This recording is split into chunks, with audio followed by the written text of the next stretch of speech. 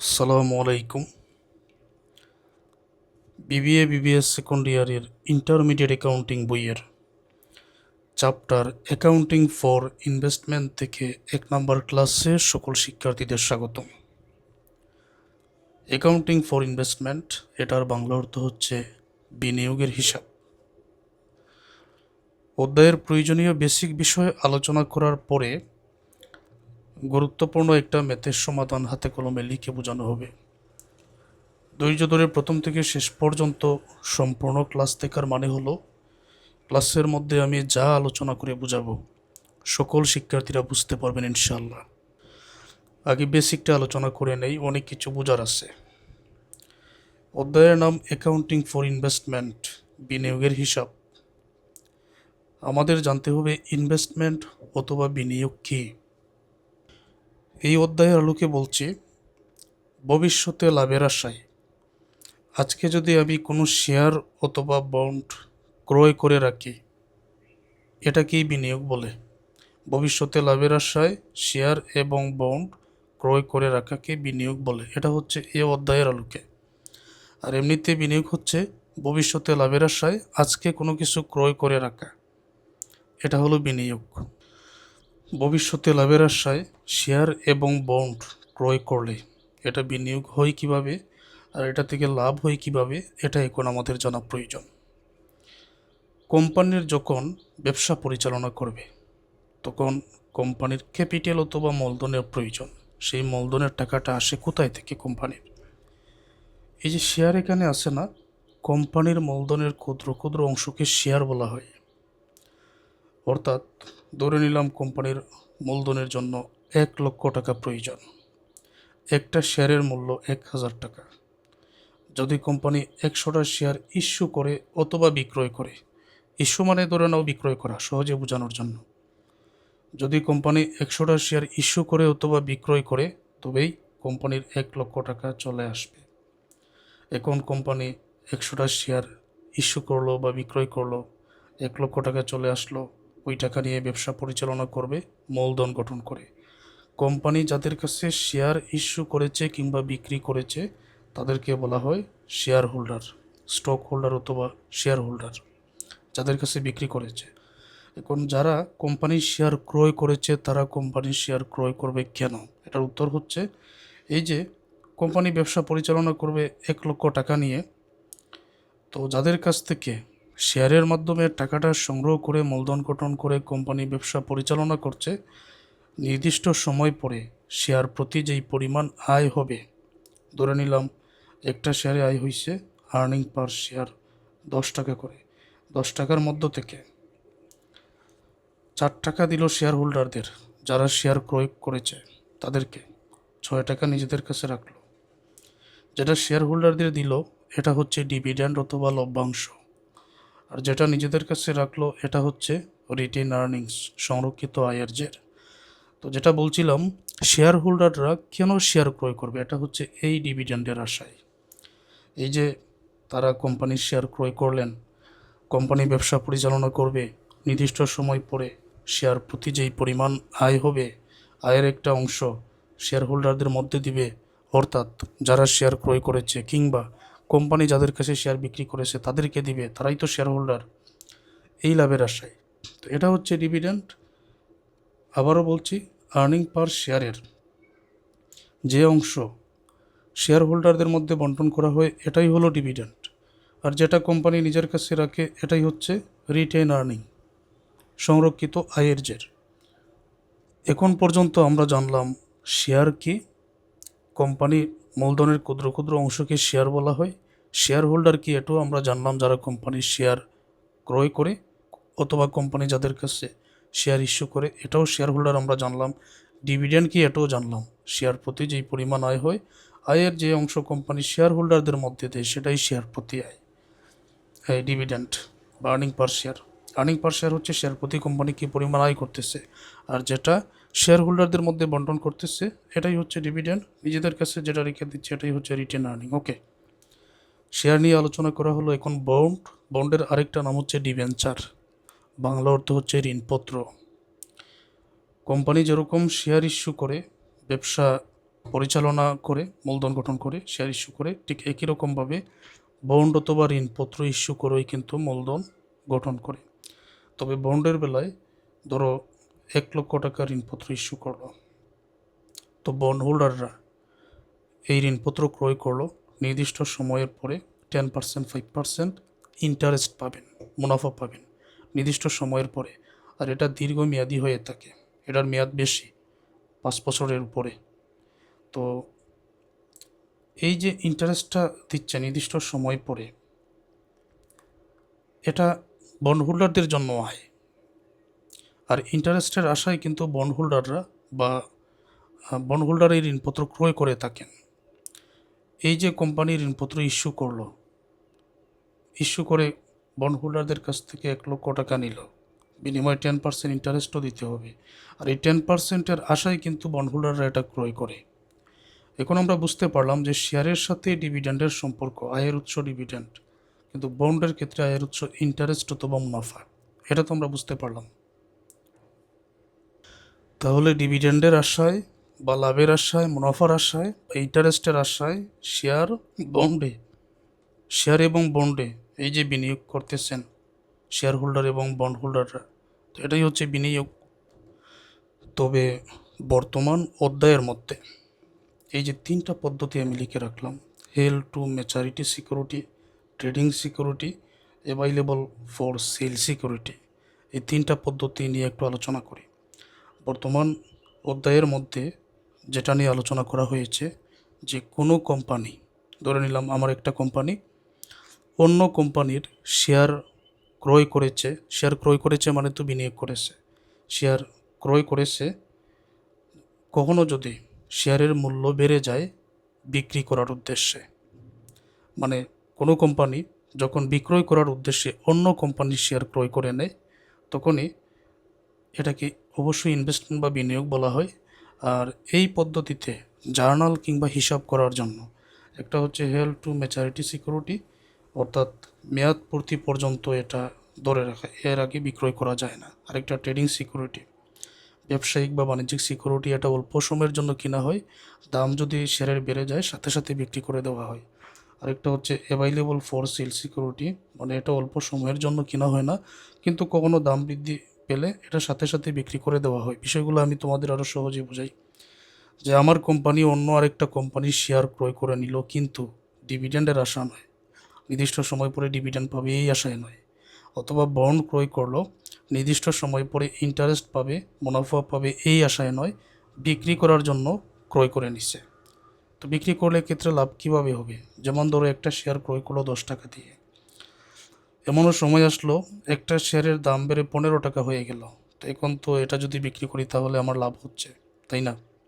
এই বিক্রয় করার উদ্দেশ্যে কিন্তু ক্রয় করা হয়েছে। তো যে শেয়ার মেয়াদ পর্যন্ত ধরে রাখা, এটা কিন্তু বন্ডের সাথে সম্পর্কিত, দীর্ঘমেয়াদী মেয়াদ পূর্তি পর্যন্ত ধরে রাখা হয়। কারণ নির্দিষ্ট সময়ের আগে বন্ড বা ঋণপত্র তুমি চাইলে অন্য কোথাও বিক্রি করতে পারবে না।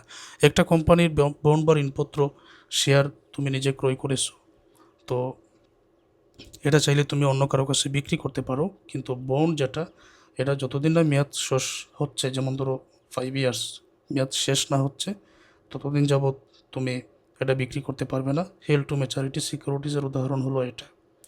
ট্রেডিং সিকিউরিটি, আবারও বলছি, যেটা তুমি ক্রয় করেছো অল্প সময়ের জন্য, বিক্রয়ের উদ্দেশ্যেই ক্রয় করেছো। একটা শেয়ারের মূল্য ধরলাম এখানে 10 টাকা, যখন 20 টাকা হয়ে গেল শেয়ারের মূল্য, সাথে সাথে তুমি বিক্রি করে দিলে, এটাই ট্রেডিং সিকিউরিটি। আর অ্যাভাইলেবল ফর সেল সিকিউরিটি, এটা অল্প সময়ের জন্য তুমি ক্রয় করো নাই, কিন্তু যখনই এটা শেয়ারের মূল্য 10 টাকা থেকে 15 টাকা দাম বেড়ে গেল, সাথে সাথে তুমি এটা বিক্রি করে দিতে পারো। তাহলে হেল্ড টু ম্যাচুরিটি, মেয়াদ পর্যন্ত ধরে রাখা। ট্রেডিং সিকিউরিটি, এটা বিক্রয়ের উদ্দেশ্যে, বাণিজ্যিক securities. Available for sale security, নির্দিষ্ট সময় বুঝে, সুযোগ বুঝে বিক্রয় করা। এখন আমি গুরুত্বপূর্ণ একটা ম্যাথের সমাধান তোমাদেরকে বোঝাবো। অনেক কিছু বোঝার আছে, আর একটা ম্যাথ বুঝতে পারলে অধ্যায়টা সহজ হয়ে যাবে। আলাদা করে আমি আর জার্নালের নিয়ম দেখাচ্ছি না, কারণ অঙ্কের মধ্যেই এটা সহজ হয়ে যাবে। Abid company had the following transactions in stock investment that are considered trading securities. Abid কোম্পানির নিচে লেনদেনগুলো সংগঠিত হয়েছে স্টক ইনভেস্টমেন্ট শেয়ারে বিনিয়োগের। আর এটা হচ্ছে ট্রেডিং সিকিউরিটি। ট্রেডিং সিকিউরিটিস কি, এটা তো আমরা জানি, বিক্রয়ের উদ্দেশ্যে যেগুলো ক্রয় করা হয়েছে। 2016 জানুয়ারি 10 তারিখে, 10 তারিখ থেকে 31 তারিখ পর্যন্ত লেনদেন অনেক কিছু আছে এখানে। এখন রিকোয়ার্ড আমাদের করণীয় জার্নালাইজ দি অ্যাবভ ট্রানজ্যাকশন, উপরের লেনদেন জাবেদা দাখিলা দিতে হবে।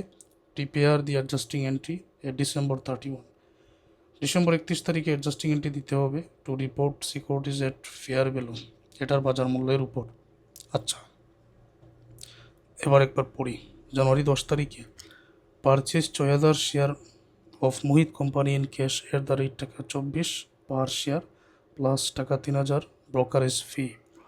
আমরা তো জানি এই যে ট্রেডিং সিকিউরিটি অন্য কোম্পানির শেয়ার ক্রয় করবে কেন, বিক্রয়ের উদ্দেশ্যে। তো এই কোম্পানি আবিদ কোম্পানি কি করলো, 6000 শেয়ার ক্রয় করছে মোহিত কোম্পানির কাছ থেকে, প্রত্যেকটা শেয়ারের মূল্য 24 টাকা করে।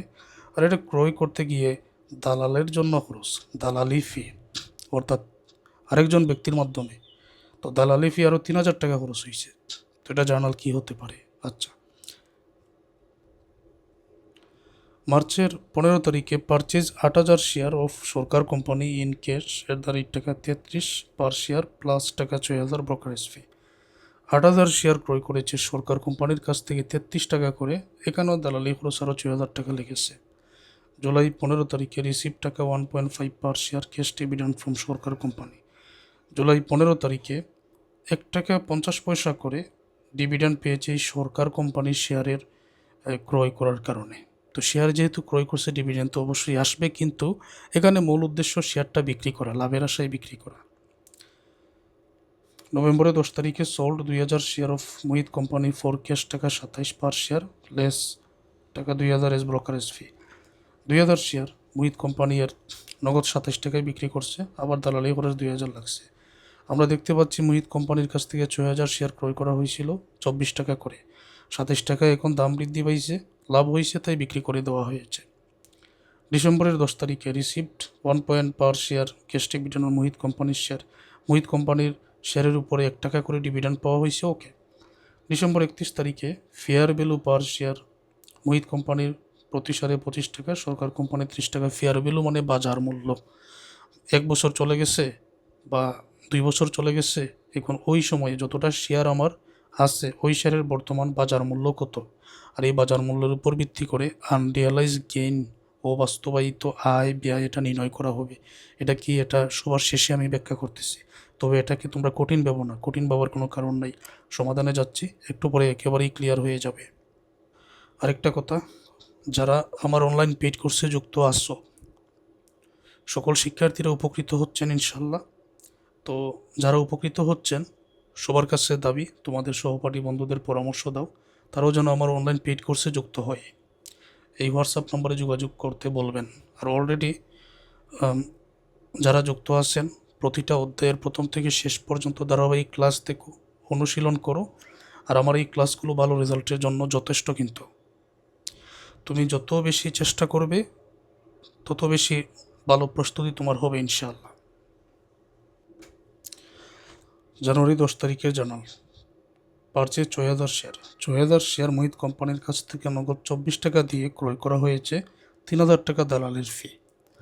এখন এই যে কোম্পানি আবিদ কোম্পানি, ধরে নিলাম এটা আমার কোম্পানি, আমি হিসাব করতেছি, তো এটা ক্রয় করতে গিয়ে আমার তো নগদ চলে গেছে, অবশ্যই ক্যাশ ক্রেডিট। নগদ কী পরিমাণ গেছে, 6000 শেয়ার 24 টাকা করে, 6000 গুণ 2400, সাথে গেছে আরও 3000 দালালের ফি, এটা গেছে নগদ। তো নগদ যদি ক্রেডিট হয়, ডেবিট কি, এই যে আমি শেয়ার ক্রয় করছি এইটাই ডেবিট, তো এটাকে বলা হয় available for sale security. Available for sale security debit cash credit. 6000 share 24 টাকা করে, 3000 টাকা দালালি ফি। দেখো, available for sale security debit cash credit. হিসাবটা কিভাবে করব, হিসাবটা হবে এরকম, শেয়ার আছে 6000, একটার মূল্য 24 টাকা, যোগ 6000 আর 24 আলাদা গুণ করে দেখো কত হয়, তার সাথে দালালি খরচ হবে আরও 3000 যোগ, সব মিলিয়ে 1,47,000 টাকা কিন্তু এখানে খরচ হয়েছে। তো এটা কি তোমরা বুঝতে পারো নাই? সহজ এটা। আর একটা অঙ্কের মধ্যে বুঝতে পারছো মানে অন্যান্য অঙ্ক এই নিয়মেরই হবে, ঠিক আছে? এই জন্য এটা জাবেদা নিয়ে আগে আলোচনা করা হয় নাই। আর আমার আগের অধ্যায়ের ক্লাস তো তোমরা করেছোই, আগের জ্ঞান তো আছেই। ওকে। মার্চের 15 তারিখে purchase 8,000 share of Sarkar company, আর এটার ইংরেজির বাংলা অর্থ তো আগে বলেছি। সরকার কোম্পানির কাছ থেকে 8,000 শেয়ার ক্রয় করা হয়েছে 33 টাকা করে, দালালের খরচ লাগছে আরও 6,000। একই জার্নাল। তো এখন 8,000 শেয়ার 33 টাকা করে, দালালের খরচ আরও 6,000। মার্চের 15 তারিখ available for sale security debit cash credit. তো এখানে শেয়ার হচ্ছে 8,000, 33 টাকা করে, দালালের খরচ আরও 6,000। 8,000কে 33 দ্বারা গুণ করো, আবার 6,000 যোগ করো, 2,70,000 টাকা হবে।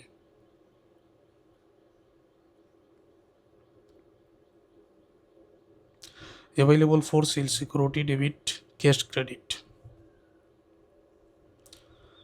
জুলাই 15 তারিখে received 1.5 per share cash dividend from Sarkar company. Sarkar কোম্পানির কাছ থেকে 1 টাকা 50 পয়সা করে ডিভিডেন্ড পাওয়া হয়েছে। এখন মার্চের 15 তারিখে সরকার কোম্পানির কাছ থেকে 8,000 শেয়ার ক্রয় করা হয়েছিল। তো শেয়ার প্রতি 1 টাকা 5 পয়সা করে এখন ডিভিডেন্ড 1 টাকা 50 পয়সা করে ডিভিডেন্ড পাওয়া হয়েছে। তার মানে নগদ পেয়েছি। আবিদ কোম্পানি, আমি নিজেকে ধরে নিলাম আবিদ কোম্পানি নগদ পেয়েছে। ক্যাশ ডেবিট আর dividend revenue credit. Cash debit, dividend revenue credit. তো 8,000 শেয়ার, এক একটার মূল্য 1.5 টাকা, কত আসবে? 12,000 করে আসবে। Cash debit, dividend revenue credit, টাকার পরিমাণ 12,000।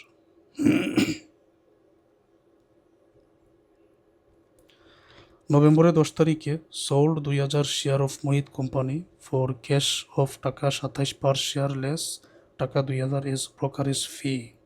বুঝো, মোহিত কোম্পানির 2,000 শেয়ার এখন বিক্রি করা হয়েছে 27 টাকা করে। উপরে তথ্য আছে যে মোহিত কোম্পানির কাছ থেকে 6,000 শেয়ার ক্রয় করা হয়েছিল 24 টাকা করে। এখানে আবার দালালের খরচ 3,000 আছে। এখন শেয়ারের মূল্য বৃদ্ধি পাইছে 24 থেকে 27 টাকা। তো এখন শেয়ারটা বিক্রি করা হয়েছে, তাও পুরো শেয়ারটা বিক্রি করা হয় নাই। 6,000 কিন্তু বিক্রি করা হয় নাই, 2,000 বিক্রি করা হয়েছে। তো 2,000 শেয়ার বিক্রি করা হয়েছে 27 টাকা করে। এখানে আবার দালালের খরচ 2,000। এখন আবিদ কোম্পানি যদি বিক্রি করে, নগদ কিন্তু এসেছে। ক্যাশ ডেবিট, শেয়ার কিন্তু কমেছে। অ্যাভাইলেবল ফর সেল সিকিউরিটি এখানে কমেছে, এই জন্য এটা ক্রেডিট। শেয়ার বৃদ্ধি পেলে ডেবিট, শেয়ার কমে গেলে credit. Available for sale security credit. এখানে কিন্তু আয় হয়েছে 27 টাকা করে, যেহেতু আয় হয়েছে, আয় হলে এটাকে আয়কে বলা হয় gain on sell of share, share বিক্রির আয়। এখন এটা আমি অঙ্কের মধ্যে তোমাদের বোঝাই। 2,000 শেয়ার 27 টাকা করে বিক্রি, আবার 2,000 টাকা দালালের খরচ। এটা আমি একটু সাজাই। নগদ কিন্তু এসেছে, শেয়ার কমেছে, নগদ এসেছে ক্যাশ ডেবিট, শেয়ার কমেছে শেয়ার ক্রেডিট, আয় হয়েছে, আয় মানে ক্রেডিট। তোমরা তো ফার্স্ট ইয়ার থেকেই আমার ক্লাস করতেছ, বা যার ক্লাসই করো না কেন, তোমরা তো জানো আয় বৃদ্ধি পেলে ক্রেডিট হয়, ব্যয় বৃদ্ধি পেলে ডেবিট হয়। তো আয় হয়েছে, আয় মানে ক্রেডিট। দেখো, মনে রাখাটা একেবারে সহজ। এখন ক্যাশের টাকা কি পরিমাণ শেয়ার বিক্রি হয়েছে? 2,000 শেয়ার বিক্রি হয়েছে। কত টাকা করে? 27 টাকা করে। তো 2,000 আর 27-এ তুমি গুণ করো, দেখো কত হয়। এখন এটা বিক্রি করতে গিয়ে কিন্তু দালালের খরচ হয়েছে আরও 2,000। তাহলে তো দেখা যাচ্ছে দালালের যেহেতু খরচ হয়েছে, এটা তো আয় থেকে বাদ দিতে হবে, কারণ এটা খরচ। তখন 2,000 গুণ 27, এটা থেকে 2,000 বাদ দিয়ে অবশেষে যে টাকাটা হবে, এটাই কিন্তু আমি নগদ পেয়েছি শেয়ার বিক্রি করে, 52,000। প্রশ্ন হলো এখন আয় কি পরিমাণ হলো সেটা বাইর করব কিভাবে? আচ্ছা, এখন এই 2,000 শেয়ারের অরিজিনাল মূল্য কত? অরিজিনাল মূল্য বলতে 6,000 শেয়ারের অরিজিনাল মূল্য 24 টাকা করে, এবং 3,000 দালালি খরচও যোগ করেছি, তখন 6,000 শেয়ারের অরিজিনাল মূল্য পেয়েছি। যে 2,000 শেয়ার এখন বিক্রি করলাম, ওই 2,000 শেয়ারের আসলে অরিজিনাল মূল্যটা কত, এটা কীভাবে আমি বাইর করতে পারি? তো এটার জন্য দেখো, একেবারে প্রথমে এই যে মোহিত কোম্পানির সব মিলিয়ে 1,47,000 টাকা হচ্ছে 6,000 শেয়ারের দাম, একেবারে দালালি খরচ সহ। দালালি খরচ যেটা হয়েছে, এটা তো আমি বাদ দিতে পারি না, এটা তো শেয়ারের ক্ষেত্রেই হয়েছে। এই 6,000 শেয়ারের সব মিলিয়ে 1,47,000 টাকা খরচ হয়েছে। এখন তোমরা হিসাবটা কি বুঝতে পারো? দেখো তো, আমি যদি হিসাবটা এভাবে করি, যে টোটাল খরচ হয়েছে কত? 1,47,000। ওকে, 1,47,000, এটা কতটা শেয়ারের মূল্য? 6,000 শেয়ারের মূল্য। 1,47,000-কে 6,000 দ্বারা যদি এখন আমি ভাগ করি, তাহলে কতটা শেয়ারের মূল্য পাবো? একটা শেয়ারের মূল্য পাবো। এখন আমি বিক্রি করেছি কতটা শেয়ার? 2,000 শেয়ার। তাহলে তুমি 2,000 দ্বারা গুণ করো, তাহলেই তো হয়ে যায়। বুঝতে পারছো? 1,47,000 এটাকে 6,000 দ্বারা ভাগ করলে এক শেয়ারের মূল্য চলে আসে, অরিজিনাল মূল্য যেটা, মানে যেটা তুমি প্রথমে ব্যয় করেছিলে। এখন 2,000 দ্বারা যদি তুমি গুণ করো তাহলে যে 2,000 শেয়ার বিক্রি করছে এটার মূল্য চলে আসে, এটার মূল্য আসবে 49,000। তাহলে তোমার এখানে লাভ হয়েছে কত? 49,000 টাকার শেয়ার তুমি 52,000-এ বিক্রি করছো, সুতরাং তোমার এখানে লাভ হয়েছে বাড়তি যে 3,000 টাকা, ওইটাই। 52,000 থেকে এই 49,000 বিক করে 3,000 টাকা চাইলে তুমি এখানে দেখিয়ে দিতে পারো।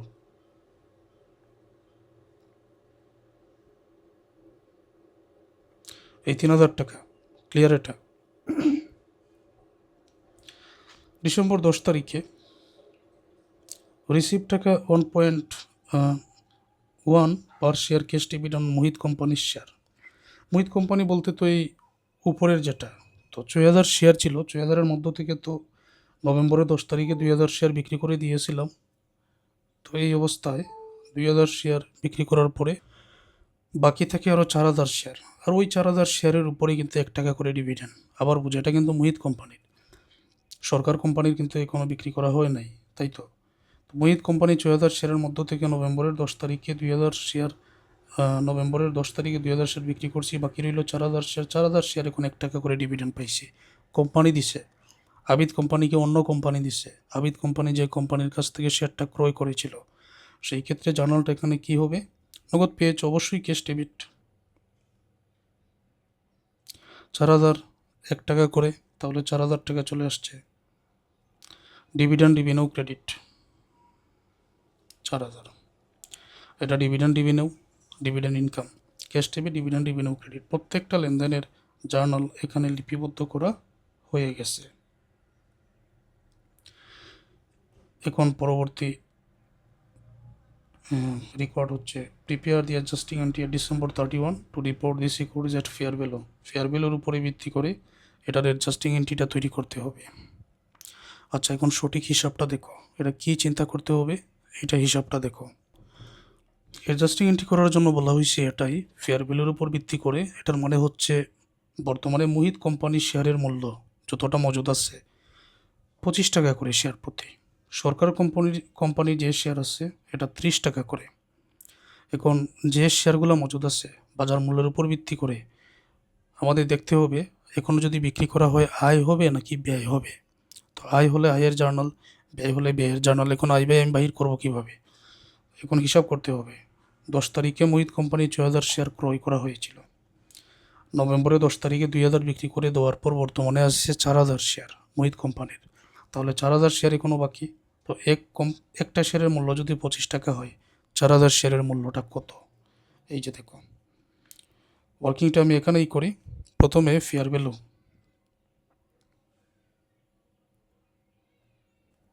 ফেয়ার ভ্যালু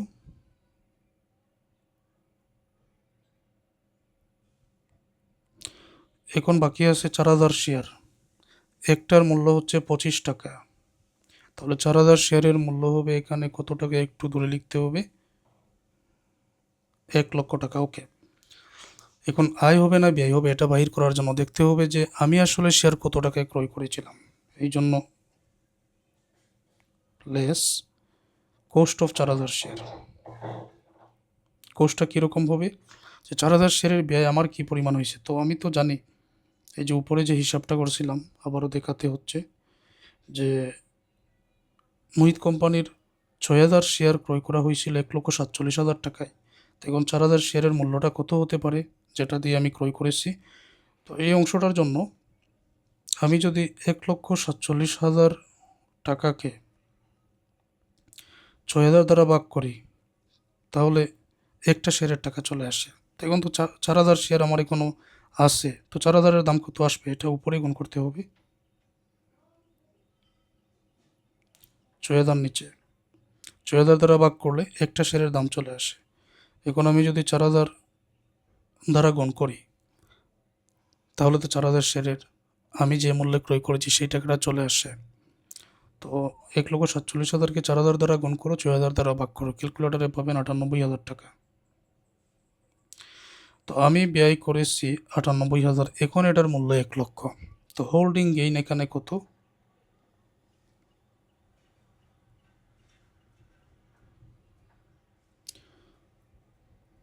মানে লাভ, লাভ কত এখানে 2000, তো 2000 আছে লাভ, তো ওই লাভের জন্য সবসময় যে জার্নালটা দিতে হয়, লাভ হলে আনরিয়ালাইজ হোল্ডিং গেইন ওর লস, এটা করতে হয় ডেবিট লাভ হলে, আর লস হলে এটা লাভ হলে এটা করতে হয় ক্রেডিট, লস হলে এটা করতে হয় ডেবিট।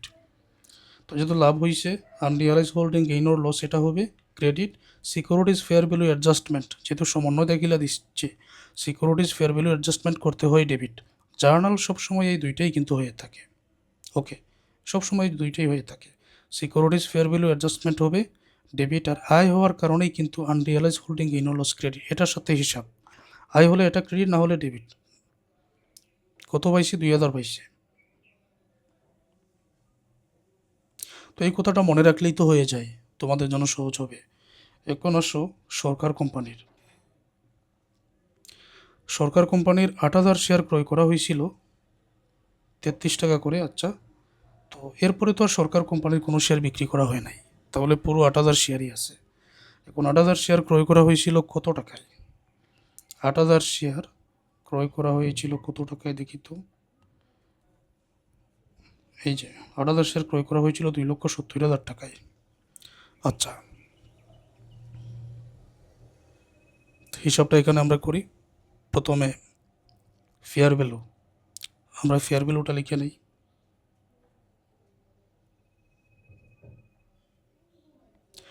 বাজার মূল্য হচ্ছে 8000 শেয়ার, একটার মূল্য 29 টাকা করে।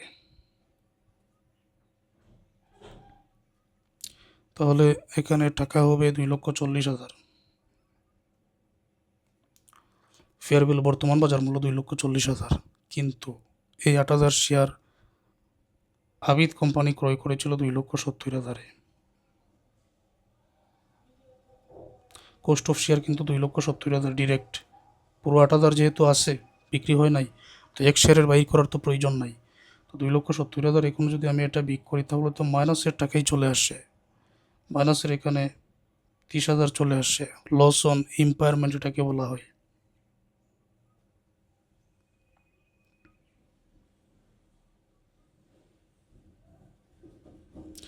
Loss on impairment.